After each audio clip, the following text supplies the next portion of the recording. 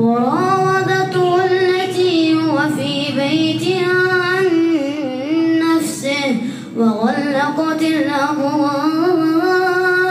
وقالت هيت لك قال معاذ الله إنه ربي أحسن مثواي إنه لا يفلح الظالمون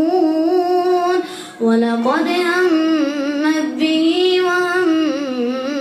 بها لولا كذلك لنصرف عنه السوء